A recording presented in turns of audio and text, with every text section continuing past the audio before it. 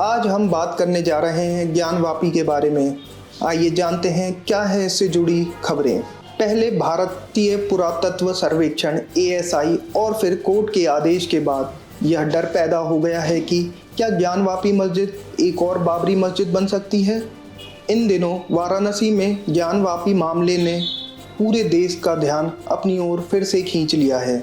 इस मामले पर जिला अदालत से लेकर सुप्रीम कोर्ट तक बहस हो चुकी है। इस संबंध में सबसे पहले एक कोर्ट कमिश्नर ने काशी विश्वनाथ मंदिर से सटे स्थल पर सर्वेक्षण किया। हालांकि हिंदू पक्ष ने दावा किया है कि यहां मस्जिद में वजूखाने में शिवलिंग मिला है।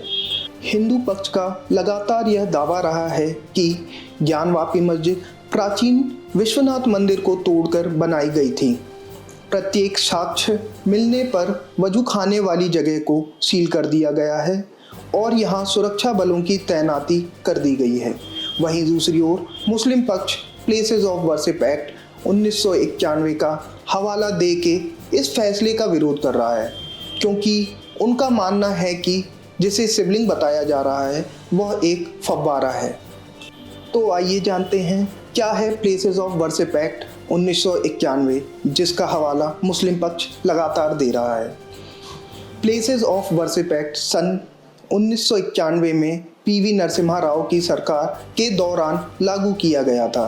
इस एक्ट के अनुसार 15 अगस्त 1947 यानी आज़ादी से पहले अस्तित्व में आए किसी भी धर्म के पूजा स्थलों को किसी दूसरे धर्म के पूजा स्थल में नहीं बदला जा सकता। इसमें यह भी कहा गया है कि अगर कोई इस एक्ट के नियमों का उल्लंघन करने का प्रयास करता है तो उसे 3 साल तक की जेल हो सकती है। साथ ही इसमें जुर्माने का प्रावधान भी जोड़ा गया है। प्लेसेस ऑफ वर्शिप एक्ट 1991 का कानून क्यों बनाया गया था? 1991 में बाबरी मस्जिद और अयोध्या में राम मंदिर का मुद्दा बेहद गर्म था। उस समय देश में रथ यात्रा निकाली जा रही थी। इससे पहले 1984 में एक धर्म संसद के दौरान अयोध्या, मथुरा, काशी पर दावा करने की मांग की गई थी। 1991 में अयोध्या के साथ ही कई अन्य मंदिर मस्जिद पर विवाद उठने लगे। दबाव में आने के बाद सरकार ये कानून लेकर आई। क्या है ज्ञानवापी के अनसुलझे राज? आइए जानते हैं आगे की खबर में। आज भी ज्ञानवापी के प्राचीन स्थान का कड़वा सच इतिहास में दफन है। मुगल बादशाह औरंगजेब के शासनकाल में इस प्राचीन स्थान को कितनी बर्बरता का सामना करना पड़ा होगा, इसकी प्राचीन संरचना स्वयं ही जोर शोर से बयां करती है। विश्वनाथ मंदिर को बड़े पैमाने पर बदल दिया गया और उसके स्थान पर बनी बड़ी मस्जिद की किबला दीवार के रूप में उपयोग किया गया, जो धार्मिक रूप से बनारस के प्रति औरंगजेब की नाराजगी को रेखांकित करता है। संरक्षक का नाम भी ज्ञात नहीं है और इसके निर्माण का उल्लेख भी किसी मुगल ग्रंथ में नहीं है। चीज़ें तब बदलना शुरू हुई जब 16 मई 2022 को वाराणसी की एक स्थानीय अदालत ने जिला प्रशासन को ज्ञानवापी मस्जिद परिसर में उस स्थान को सील करने का निर्देश दिया जहां अदालत द्वारा निर्देशित वीडियोग्राफी सर्वेक्षण के दौरान कथित तौर पर एक शिवलिंग पाया गया था। सुप्रीम कोर्ट ने 13 मई को स्थानीय अदालत के आदेश पर वाराणसी में ज्ञानवापी मस्जिद, काशी विश्वनाथ मंदिर परिसर के वीडियोग्राफी सर्वेक्षण पर अंतिम रोक लगाने से इनकार कर दिया था।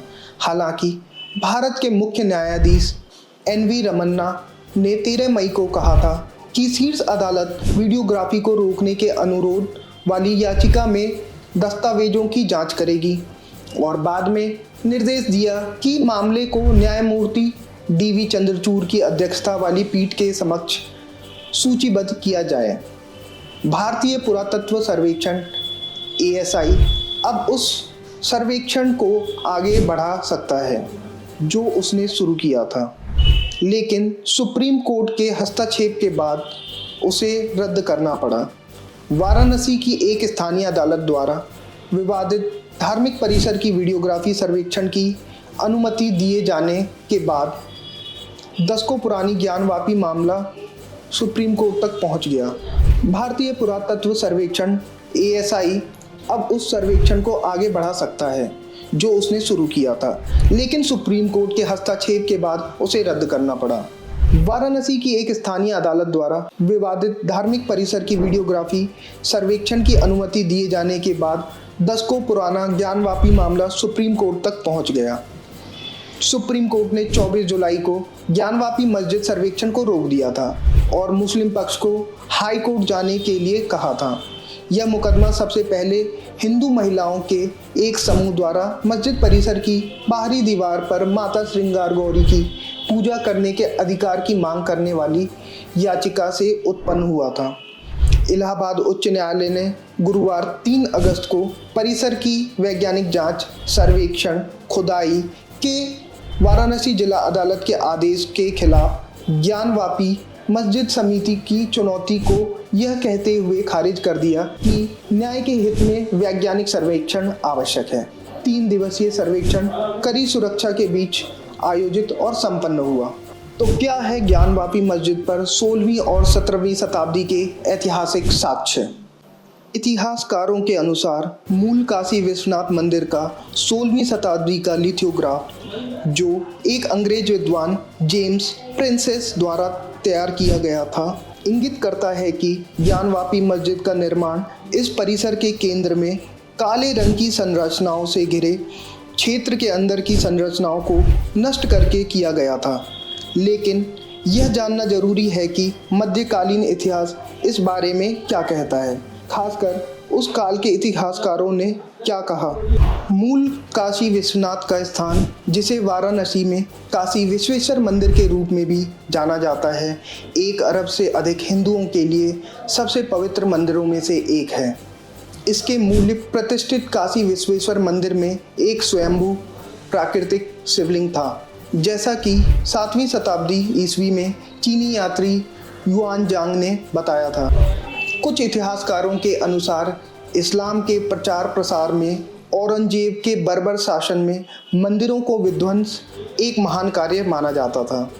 इसलिए मुगलों के पास मंदिरों के विनाश और अपवित्रता में शामिल होने के धार्मिक कारण थे। इन विनाशकारी कृत्यों का राजनीतिक और शक्ति मूल्य भी था।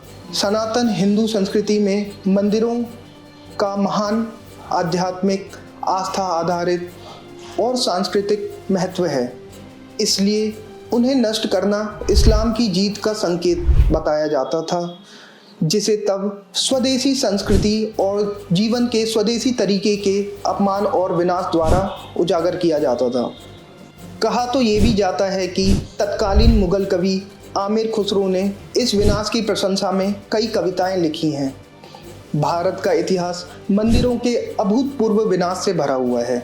विभिन्न मुगल शासकों द्वारा बार बार किए गए विनाश और अपवित्रता का एक बड़ा इतिहास है। मोहम्मद बिन कासिम, महमूद गजनवी, अलाउद्दीन खिलजी, फिरोज शाह तुगलक, अहमद शाह अब्दाली और औरंगजेब जैसे अनेक मुगल शासकों के इतिहास में नाम दर्ज हैं। विभिन्न हिंदू देवी देवताओं की मूर्तियों को तोड़ दिया गया और फिर मस्जिदों, विशेषकर जामी मस्जिदों के दरवाजे पर बिखेर दिया गया, ताकि प्रार्थना के लिए जाने वाले लोग उन्हें रौंद सकें या अपने गंदे पैरों को साफ कर सकें। मूर्तियों की आंखें निकाल ली गईं, उनके चेहरे काट दिए गए और उनके हाथ पैर तोड़ दिए गए। ऐसी कई मूर्तियां आज भी भारत के कई यूनेस्को विश्व धरोहर स्थलों जैसे अजंता, एलोरा और हम्पी में देखी जा सकती हैं। फिरोज शाह तुगलक ने पुरी की प्रसिद्ध मूर्तियों में रस्सियां घुसाने के लिए उसमें छेद करवा दिया और फिर उसे दिल्ली की सड़कों पर घसीटा। कांगड़ा में मूर्ति के टुकड़े उसने कसाईयों को दे दिए थे ताकि वे उनसे मांस तोल सकें।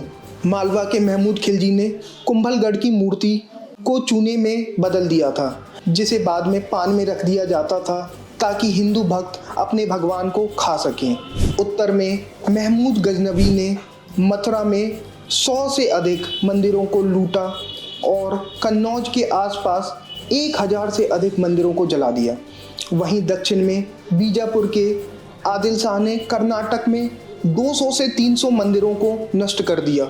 उसके सेनापति अफजल खान ने एक ही अभियान में दक्षिणी महाराष्ट्र में 56 मंदिरों को नष्ट कर दिया। ऐसी बहुत अनगिनत प्राचीन मंदिरों को कुचल दिया गया जिसका हमें साक्ष्य आज भी नहीं मिलता है। अगर हम प्राचीन इतिहास को पुनः रेखांकित करें तो 11वीं शताब्दी से काशी, आज के वाराणसी और उसके मंदिरों को कई बार नष्ट किया गया। इन विनाशों की समय रेखा इस प्रकार है। काशी पर पहला हमला 1034 में महमूद गजनवी की सेना के एक जनरल अहमद नियल्तगीन द्वारा किया गया था।